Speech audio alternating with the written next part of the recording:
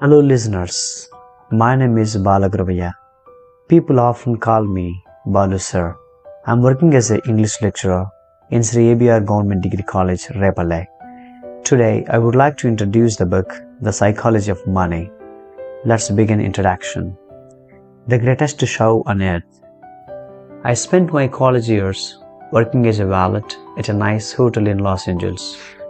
One frequent guest was a technology executive. He was a genius, having designed and patented a key component in Wi-Fi routers in his 20s. He had started and sold several companies. He was wildly successful. He also had a relationship with money I would describe as a mix of insecurity and childish stupidity. He carried a stack of $100 bills several inches thick. He showed it to everyone who wanted to see it and many who did not. He bragged openly and loudly about his wealth, often while drunk and always apropos of nothing. One day, he handed one of my colleagues several $1,000s of cash and said, "Go to the jewelry store down the street and get me a few thousand gold coins." An hour later, gold coins in hand, the tech executive and his buddies gathered around by a dock overlooking the Pacific Ocean. They then proceeded to throw the coins into the sea, skipping them like rocks, cackling as they argued whose went furthest, just for fun. Days later, he shattered a lamp in the hotel's restaurant. A manager told him it was $500 lamp and he would have to replace it.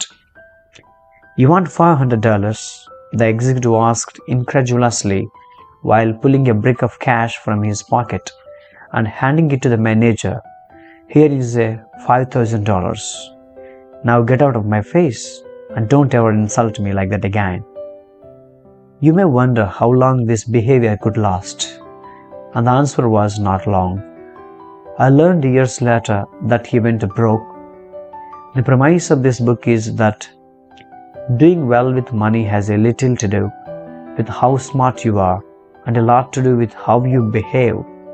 And behavior is hard to teach, even to really smart people. A genius who loses control of their emotions can be a financial disaster.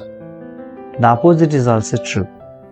Ordinary folks with no financial education can be wealthy if they have a handful of behavioral skills that have nothing to do with formal measures of intelligence. My favorite Wikipedia entry begins, "Ronald James Reed was an American philanthropist, investor, janitor, and gas station attendant." Ronald Reed was born in rural Vermont. He was the first person in his family to graduate high school, made all the more impressive by the fact that he hitchhiked a campus each day. For those who knew Ronald Reed, there was not much else worth mentioning. His life was about as low-key as they come. Reed fixed cars at a gas station for 24 years and swept floors at JCPenney for 17 years. He bought a 2-bedroom house for $12,000 at age 38 and lived there for the rest of his life. He was widowed at age 50 and never remarried. A friend recalled that his main hobby was chopping firewood. Reed died in 2014, age 92, which is when the humble rural janitor made international headlines. 28,13,503 Americans died in 2014. Fewer than 4,000 of them had a net worth of over $8 million when they passed away. Ronald Reed was one of them. In his will, the former janitor left $2 million to his stepkids and more than $6 million to his local hospital and library. Those who knew Reed were baffled. Where did he get all that money? It turned out there was no secret. There was no lottery win and no inheritance. Reed saved what little he could and invested it in blue chip stocks. Then he waited for decades on end. as tiny savings compounded into more than $8 million. Johnny Fist. A few months before Ronald Read died, another man named Richard was in the news. Richard Fescone was everything Ronald Read was not. A Harvard-educated Merrill Lynch executive with an MBA, Fescone had such a successful career in finance that he retired in his 40s to become a philanthropist. Former Merrill CEO David Kamenetsky praised Fescone's business savvy, leadership skills, sound judgment, and personal integrity. Grant's Business magazine once included him in 40 under 40 list of successful business people. But then, like the gold coin skipping tech executive, everything fell apart.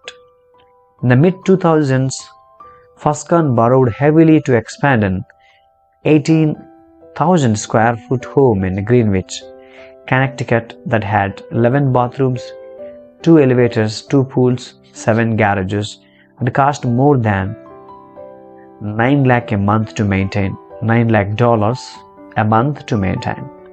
Then 2018, 8 financial crisis hit. The crisis hurt virtually everyone's finances. It apparently turned Fescone into dust. High debt and illiquid assets left him bankrupt. I currently have no income, he allegedly told a bankrupt judge in 2008. First, his Palm Beach house was foreclosed. In 2014, it was the Greenwich Mansion's turn. 5 months before Ronald Read left his fortune to charity. Richard Fescone's home, where guests recalled the thrill of dining and dancing atop a see-through wall covering on the home's indoor swimming pool, was sold in a foreclosure auction for 75% less than an insurance company figured it was worth. Ronald Read was patient. Richard Fescone was greedy. That's all it took to eclipse the massive education and experience gap between the two. The lesson here is not to be more like Ronald and less like Richard, though that's not bad advice. The fascinating thing about the stories is how unique they are to finance. In what other industry does someone with no college degree, no training, no background, no formal experience, and no connections massively outperform someone with the best education, the best training, and the best connections? I struggle to think of any. It is impossible to think of a story about Ronald Read performing a heart transplant better than a Harvard-trained surgeon, or designing a skyscraper superior to the best-trained architects. There will never be a story of a janitor outperforming the world's top nuclear engineers. But these stories do happen in investing. The fact that Ronald Read can coexist with Richard Fescone has 2 explanations. One, financial outcomes are driven by luck, independent of intelligence and effort. That's true to some extent, and this book will discuss it in further detail. Are 2, and I think more common, that financial success is not a hard science. It is a soft skill where how you behave is more important than what you know. I call this soft skill the psychology of money. The aim of this book is to use short stories to convince you that soft skills are more important than the technical side of money. I will do this in a way that will help everyone from Read to Fescone and everyone in between make better financial decisions. These soft skills are, I have come to realize, greatly underappreciated. Finance is overwhelmingly taught as a math-based field where you put data into formula and the formula tells you what to do. And it's assumed that you will just go do it. This is true in personal finance, where you would be told to have a 6-month emergency fund and save 10% of your salary. It's true in investing, where we know the exact historical correlations between interest rates and valuations. And it is true in corporate finance, where CFOs can measure the precise cost of capital. It's not that any of these things are bad or wrong. It's that knowing what to do tells you nothing about what happens in your head when you try to do it. The remaining we will see tomorrow. Have a great day.